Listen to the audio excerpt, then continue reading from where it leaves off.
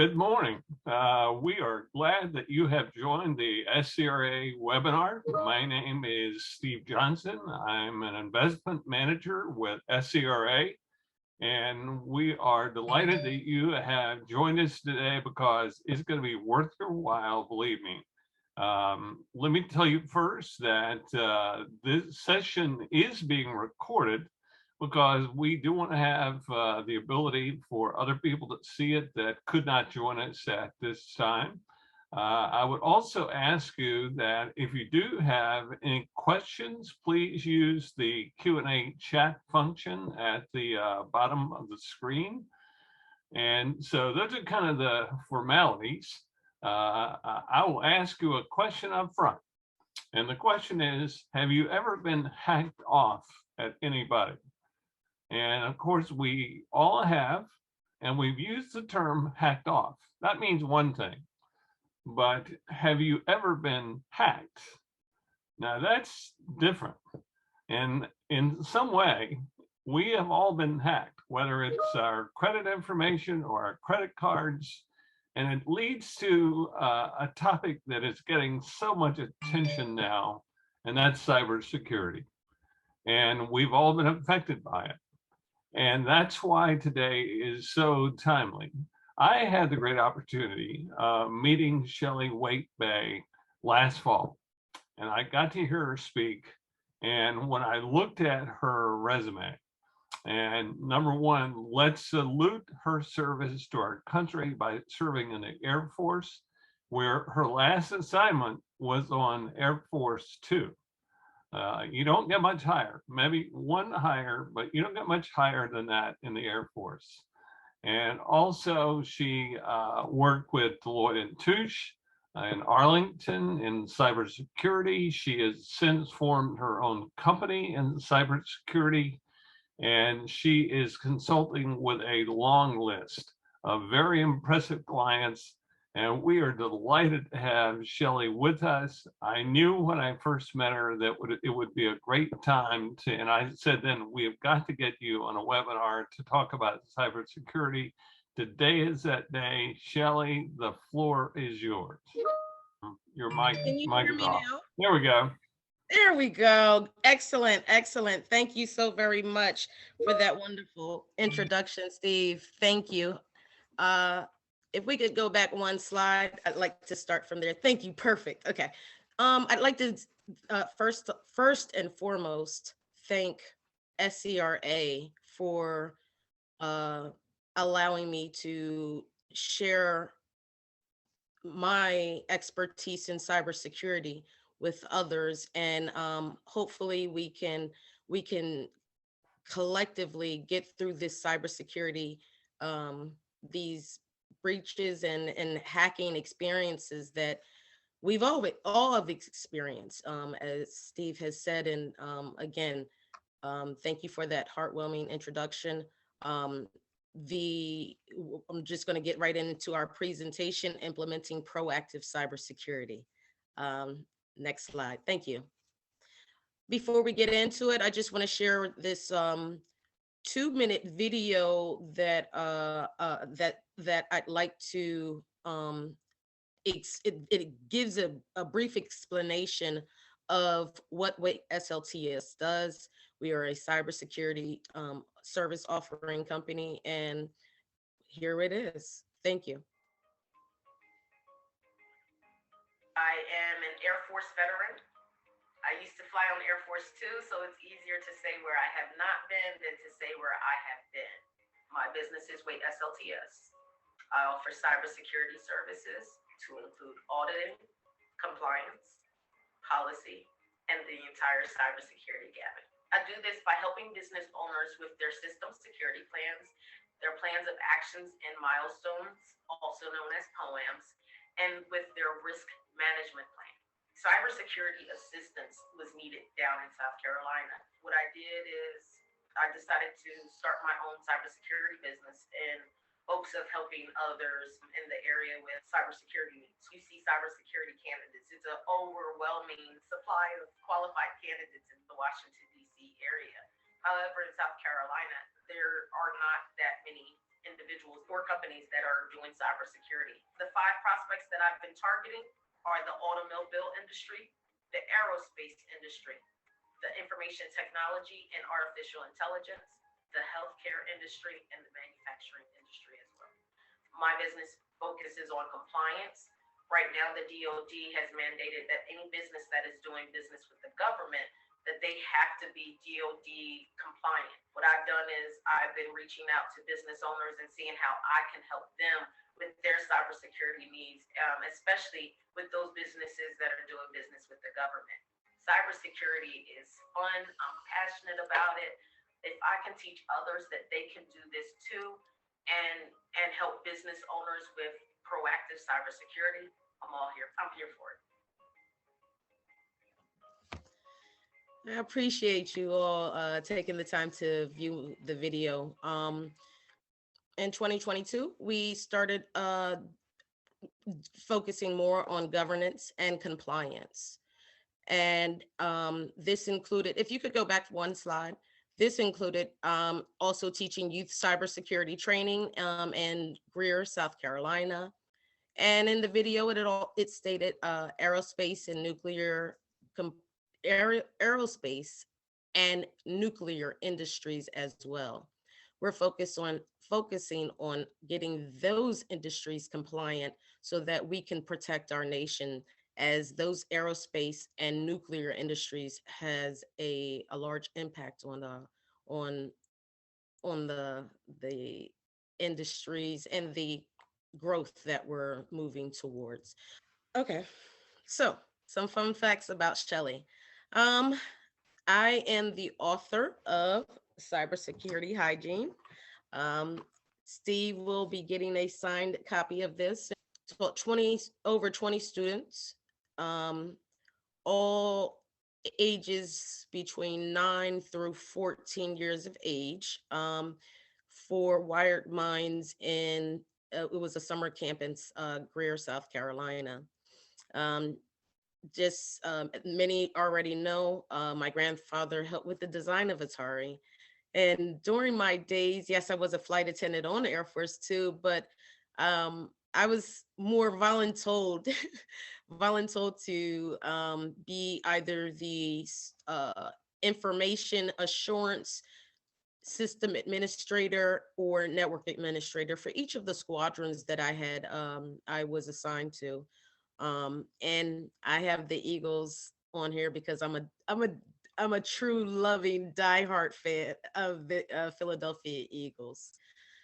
But today, we are here to talk about implementing proactive cybersecurity. Some of the areas of cybersecurity include the Wi-Fi, also known as the internet or your network. When it comes to cybersecurity and your network, there are several areas of your network that need to be identified.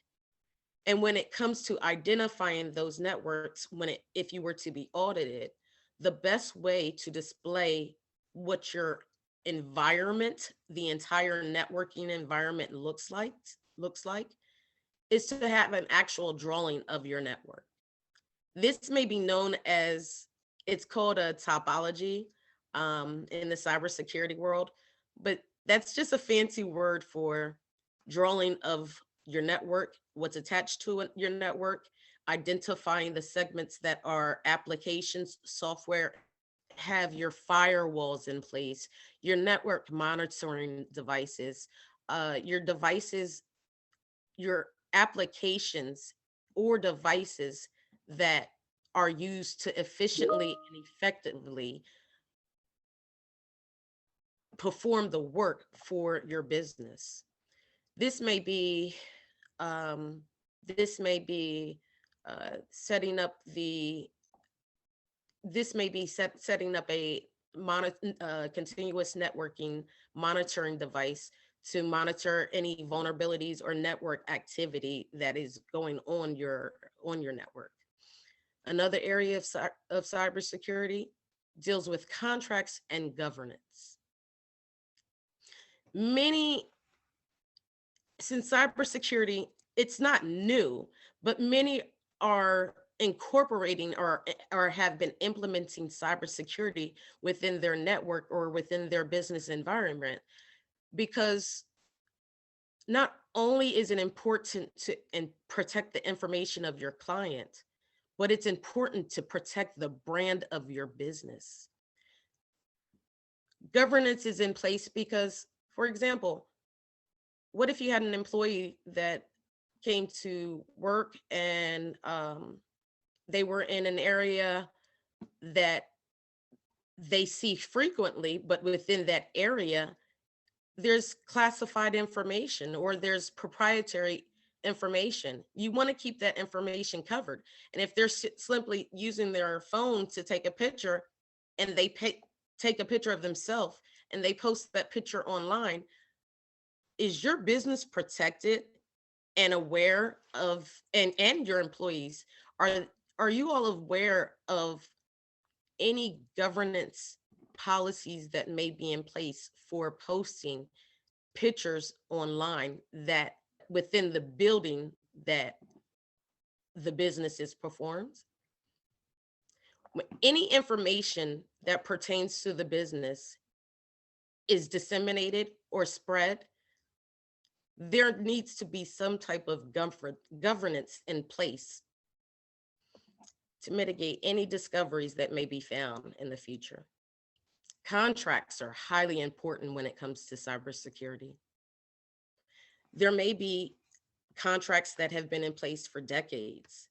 If those contracts have been in place for decades, when was the last review for cybersecurity technology that may be installed in your environment? Those are some of the things you have to think about when dealing with cybersecurity. In addition to the Internet of Things, devices.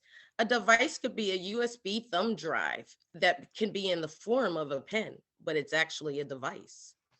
Those devices need to be accounted for, and you must understand that with that accountability, if there were ever to be any action taken on your brand of your business, you have accountability, and through your governance, your corporate governance and policies, you will be able to defend yourself if there were ever an instance if there would ever be an instance when there needs to be accountable for a discovery a vulnerability that has been discovered. Next slide, please. All right. So we're getting into the online polling question. If everyone can answer this first question, when it comes to contracts, when was the last time your contracts were reviewed for cybersecurity compliance? I'd love to have everyone's. I'm going to give everybody a minute to vote on this, and I look forward to seeing some of the results. Let's say I'll get into some of the answers. When was the last time, if they have not been reviewed in the past 6 months, I'd love to know that. Or what if you're on your game? You've already reviewed your policies and they're current, they're up to date. I'd love to see some of the responses. Excellent. This is great to see. This is great to see. If we can get some interaction, is there anyone that's willing to either identify themselves as being either being compliant or needs to be compliant or needs to be reviewed? I'd love to learn more about what processes you're taking or procedures you're taking, if anybody would love to jump in. That question was in place because I want to get the wheels rolling with thinking of what cybersecurity is and how it can relate to your business. So the next slide shows how, the next slide will show how to implement proactive cybersecurity. Implementing proactive cybersecurity deals with access, identification and authentication, media protection, physical protection, systems and communications protection, and systems and information integrity. When it comes to access, the next slide will show you that there are some areas that you may want to consider when it comes to access, both for the physical location and accessing data when it comes to information that you're sharing. When it comes to the physical location, you want to think about some of your visitors, not only your visitors, but also your employees. Who are these people and entering your building? And is it the most secure method for having them enter your building? Have you searched with your, done the research within the local community to see what if there has any targeting been going on within the community, and if you need to set up a entry point where you need to use a fob instead of a key, if you need to use a biometric feature, which is something like a fingerprint, something that you have a fingerprint. That's another way, that another idea that you may think of when it comes to access. In addition, you want to think, is there a policy? Do we have a policy in place? I keep going back to posting the public information. We've all been there. We've all seen the social media platforms where someone's posted, someone else has done something and it's been posted. We want to avoid these vulnerabilities. We are looking to collectively attack cybersecurity in a positive manner, but in a way that's most efficient and effective for the business. So as I said, having those policies in place, those procedures and processes in place that govern the business, and it makes the clients want to come back to you. Having those procedures in place and policies in place are some of the things that you can think of that has given your business longevity, because it gives you your customers the ability to come back, because you have rules and standards in place for them to want to do business with you. Also, when it comes to access, users and devices, allowing these users or devices to connect to your network, you want to make sure that you have a justifiable reason for the users or the devices to stay connected to your network. You want to monitor how long that device is being connected to your network. And if you're able to configure the system to lock out a user or device that has been connected for a duration longer than, for example, for longer than 10 minutes. The next slide, physical security. The next slide is identification and authentication. I apologize. The next slide, identification and authentication, are some of those are the elements that are incorporated, or they collaborate with the users that are able to authenticate and access either the data or the devices connected to your network that you use to efficiently perform business. Some questions to ask: who do you let access your network, and how are they identified? Is there a badge number? Is there a visitor's log that you can reference, that one can reference if you're being audited? How are users allowed on your network? Again, is there a PIN? Is there a password that's updated? How often are these passwords updated?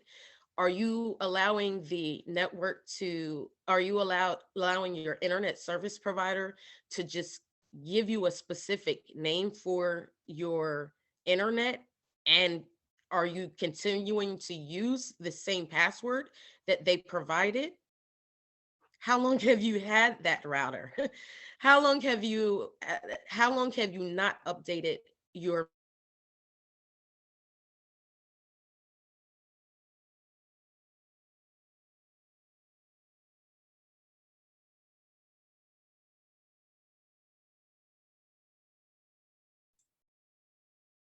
that needs to perform their work while at your location? Is there a need for them to be on your network, or is there a need for their equipment to be on your network? These are some of the things you should be strategizing and thinking of as you allow users, allow vendors and suppliers to come into your facility and use applications on your network. Next slide, please. Media protection. Media protection. As mentioned earlier, you have USB drives, thumb drives, and then with these thumb drives and USB drives, this is where your media may be stored. This is where your proprietary information may be stored, so that others, you may believe that others are not able to get to it because you have it stored on a thumb drive. That thumb drive can be so vulnerable. So you have to think about, how many layers of protection do I need for the media that is holding my data? Not only my data, but what if it's also holding my client's data? How many backups are you backing up the data that you're using to store your client's information, if you're still storing that information? How is media or documentation or data something that needs to be delivered outside of your facilities? How is that delivered? There needs to be processes and procedures that are documented and signed off, showing ways that the next person may understand on how the business would prefer media to be delivered, and especially media that is sensitive and must be handled in a sensitive manner. Also, something of importance, dumpster diving is someone that will dig through your trash and will dig through your trash until they are able to find something that will lead to a discovery, a lead to finding out that there's a vulnerability on your network or within your facility, within your environment. Being able to protect that media, it was fine. Physical protection is great. Being able to protect that media is being able to be a trusted person, be a trusted individual that is able to protect data and handle it and deliver it properly. And ultimately, you want to be that trusted person that is able to help protect the information of others that they've trusted you with. When it gets into physical protection, do you have a visitor's log? Do you have do you have a listing of visitors that are coming into your facility? Are you able, if you were to go through an audit, are you able to go back and reference the information and the visitor's log to identify who has come in? Also, when it comes to firewalls, what layer do you have your firewall to protect the data? Go into the next slide, please. When it comes to systems and information integrity, all right, when it comes to systems and information integrity, you want to make sure that you have some type of authentication in place for a user to not say that that they were that they were able to get into your information or your client's data.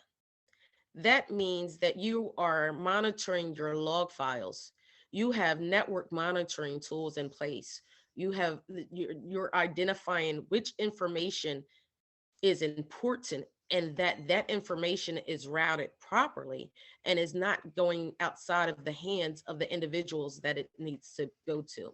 So you're making sure that your network is not getting breached, that whether there's a new device that's getting connected to your network, or if you are going on if you're going remote and you need to connect to an outside network connectivity. Some of the procedures may be that you have to VPN in, and that's a VPN and is a virtual private network.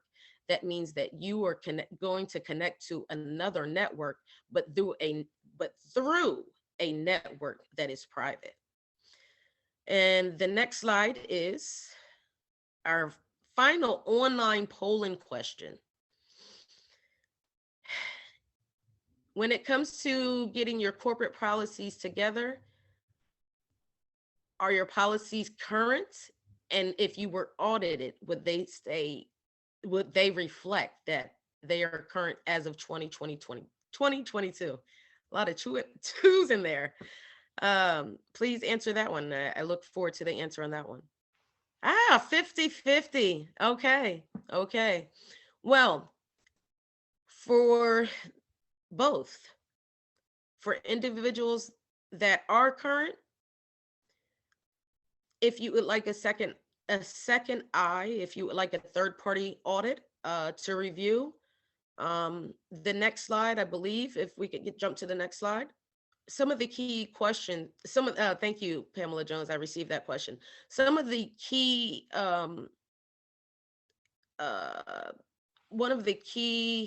thank you so much. One of the key resources is the basic security pre-gap analysis that will be placed inside the chat.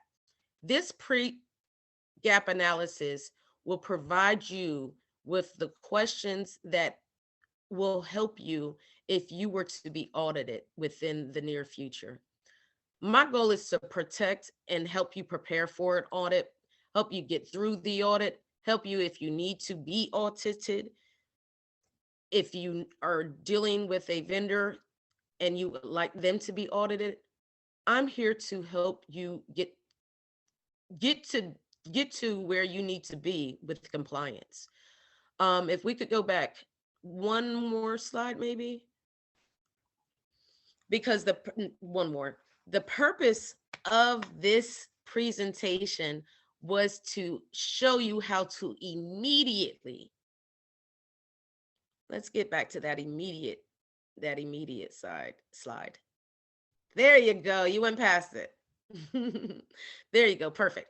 How do you immediately implement cybersecurity? Policies. It's that simple. Policies. Let's get some policies, procedures, and practices in place. That right there gives you the guideline of where your business, it sets the blueprint for your business of what to expect and what not to expect, what you should be able to do and not be able to do. Getting these policies in place for the business, it helps immediately and in the future. And for the last slide, as I mentioned, feel free to click the link for the basic security pre-gap analysis. And as I look forward to any more questions, I'm just going to jump into Pamela Jones' question. She says, would you suggest to replace the flash drive?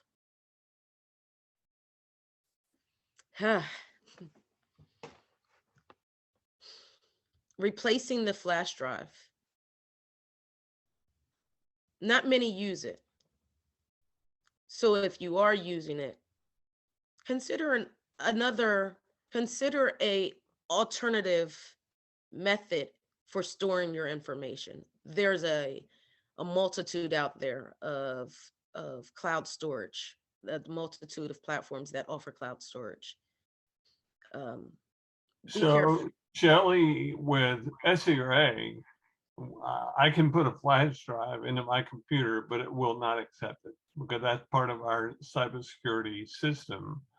But basically what you're saying really is there is no device that you can trust, and truly the cloud and sharing data or presentations or Excel spreadsheets via the cloud is probably the most secure way to do that.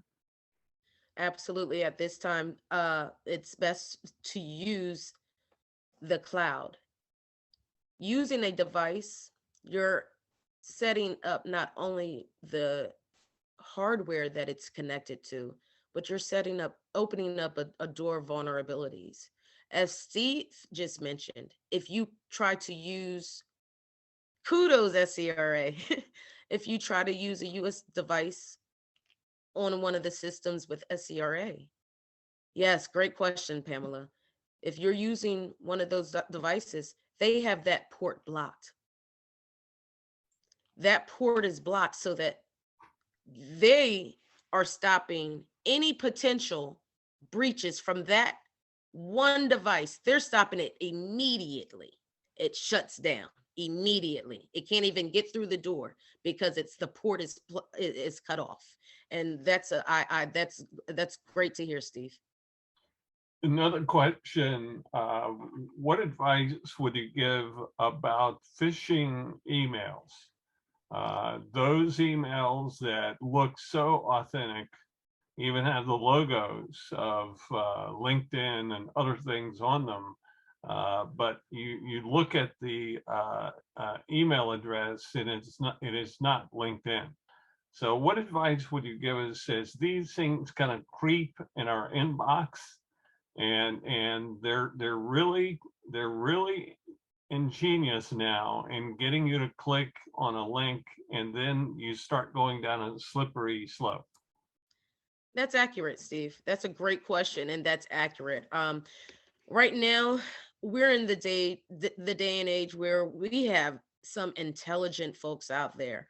Hackers are getting smarter by the minute. You'll receive an email, and as you know, you said you'll receive it, and you see the logo of the social media platform. But if you look down in the fine print, it'll say XXXTTT. It'll say a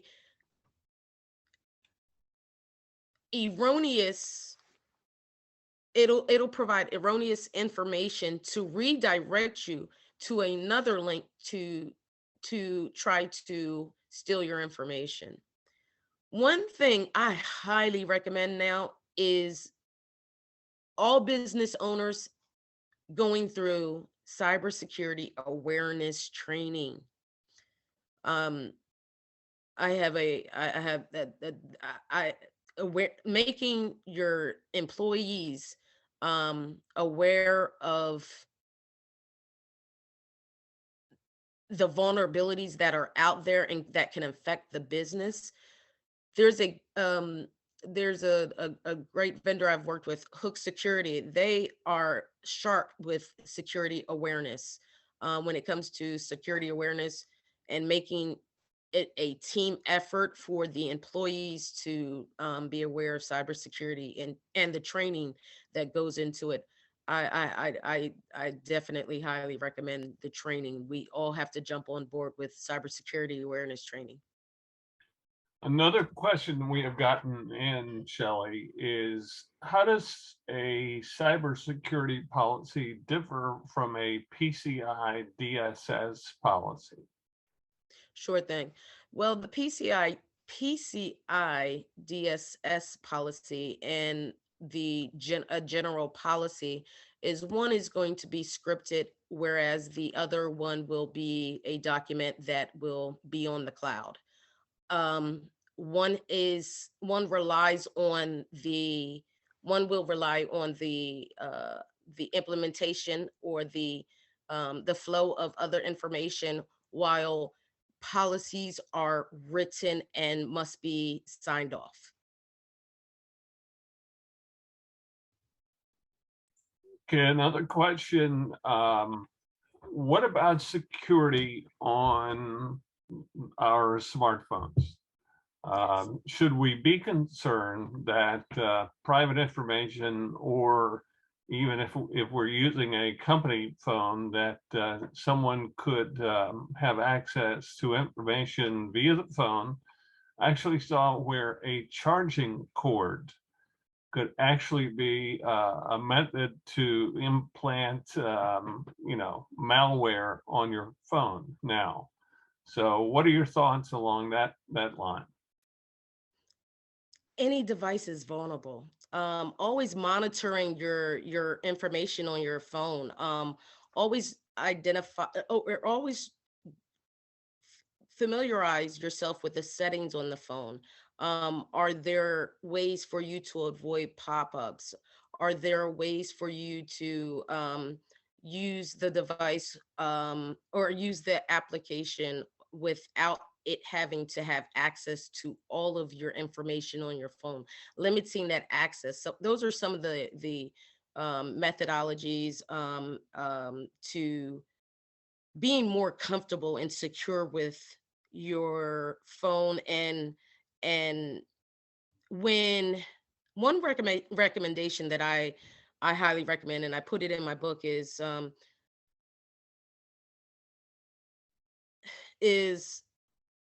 never store your credit card information online. Never store that information. You know, it's a convenience to have it stored there, but that's also putting yourself and your business and your information at risk. And I just highly recommend, being more aware of what information you put on your phone, what information you have stored on your phone, and who can have access to that information. If you think that someone may have placed some type of malware on your phone, you know, critically think back of how that would have gotten there. Um, Hold yourself accountable to making sure that you've reported if it becomes an incident, report the incident to the proper channels. Um,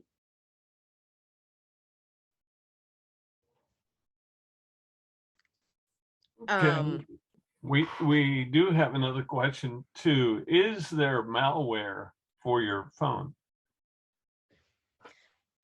that's a great question. Malware is everywhere.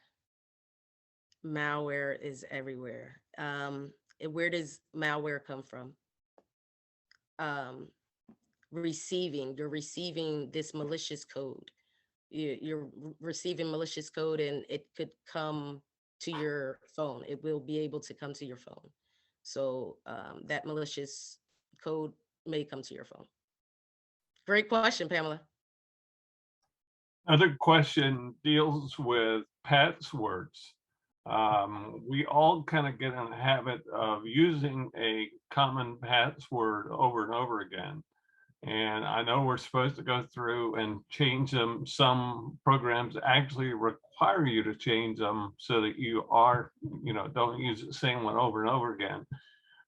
What about that process? And also there are apps that you can actually use to store your passwords separately from anything online. What are your thoughts about those? And also, got another question. What about protection apps like WebRoot? WebRoot, I'm not familiar with, but if you could, I'm not familiar with that specific one, but there are different types of protective apps. Great question, Steve. When it comes to, there are great authenticators, for example, Google Authenticator, setting that authenticator up to allow you to authenticate with several layers, going to any specific website you like to use the Google Authenticator for. That's definitely a method. A method. Password locker. There's different resources. Yes, different tools that are recommended, highly recommended, rather than having to write your password down. Um, that is not recommended at all. One of the things that I'd love to get a list from you of the ones that you believe that we can trust to put our passwords in. I've had a fear that if I use that app and list all my passwords, what is the likelihood that there's some, mal person behind actually the app itself, and I've just given them all my passwords? So if and we don't have to do it right now, but ideally we'd love to get a list from you that we can send out to and post so that everyone can see, okay, here are the ones that are trusted, and that you can not fear that you're putting a list of all your most personal password information out there on one app and it's going to go in the wrong hands. Absolutely. Totally agreed. Pamela, thank you. The just to update everyone. She explained the web root is offered by Best Buy to protect the computers. I'd like to do more research on it, but it may come out in the list for Steve. I definitely would love to be able to provide you a listing of my personal favorites and other industry experts' favorites as well. So I'll work with get some feedback from others in the industry and get you that listing, Steve. Thank you. That would be good because we see everything from WebRoot to Kaspersky to McAfee to Bitdefender, and it's very difficult to know. Kaspersky at one point I heard was owned by the Russians, and who knows how secure it is. So again, there's so many products out there. It's very difficult to know which ones to really trust and which ones are doing a good job to thoroughly go through your computer, your drives, your memory, your programs, your everything you stored on there, and see if there's any infection in there. So any guidance along those lines will be very helpful. Sure thing. Some common network monitoring tools are Wireshark. When it comes to business owners, monitoring your network, having a specific tool monitoring your network, there's a ton of vendors for monitoring your network. When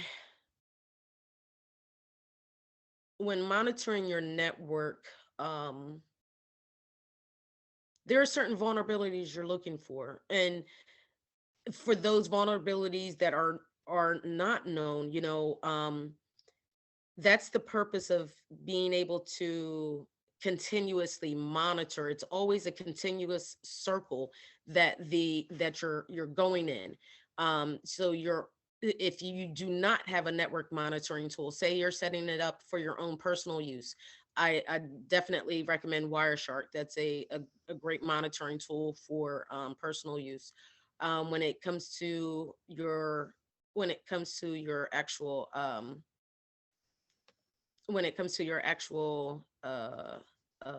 business, using several monitoring tools is also important as well.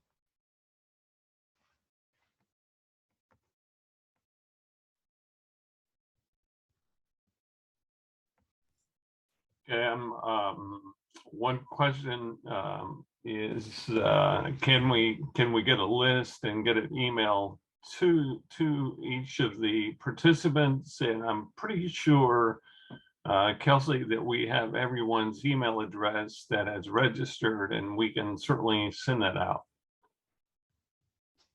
Yep, we can do that. Thank you so much, Kelsey. I'll be sending it to you. Um, let's say midweek next week, if that's okay, because I'm going to speak to in the industry. Good. So what final closing advice would you give us, both on a company basis and on a personal basis, to help to kind of wrap up and say this is the big picture of cybersecurity and what you should be aware of? Steve, that's a great question. One thing I'd like to close with is we have to attack cybersecurity together collectively. That means staying together within the community. And if you are a homeowner and you've been breached, perhaps someone else in your community has too. Find out what that attack is and find out how we can learn from that attack. Those lessons learned will prepare us for the future. We have a ton of lessons learned now that has prepared us to be better advanced in cybersecurity and to be proactive in cybersecurity. We have all of the ability to be proactive now, because it's not about who's going to get attacked. It's about when are you going to get attacked and what are you going to do? What do you have in place right now that'll get you to immediately bounce back and not have anyone know that you were breached? What are you going to do? I'll leave you with this. What are you going to do when you go into work and all of your systems are locked down and you're not able to get to any of your data and you have a client meeting at 10 a.m.? What are you going to do? I hope you implement proactive cybersecurity, but if you don't, that's what I'm here for. I'm at Shelly at Waite SLTS USA. Shelly at waiteusa.com. Shelly, SHELLY at Waite, WAITE, USA.com. Thank you for the time, Steve. Shelley, thank you so much. And thank you for ending on that threat of us walking in and having a blue screen our computers one morning and not being able to access anything. I think we all live in fear of that. But it does say that preparation is key, training is key, policies are key, and making sure that the entire community, whether it's your friends or all your coworkers, are abiding with the same policies, that's critical as well. So again, Shelley, thank you so much for your time and for your expertise. And we are delighted to have you in South Carolina. And I will remind everyone that, again, this webinar has been recorded, and the recording will be sent, a link that will be sent to all of you that registered. I would ask you to complete the survey when you finish as well. And this is only one of a series of webinars that we do on a continuous basis. And you can find out more about the upcoming webinars that are slated on the SCRA website under the News and Events tab. So I would encourage you to look at what's coming up, and we look forward to joining us again. Thank you for participating today, and we look forward to seeing you again. Thank you. Thank you, Steve. Thank you, SCRA.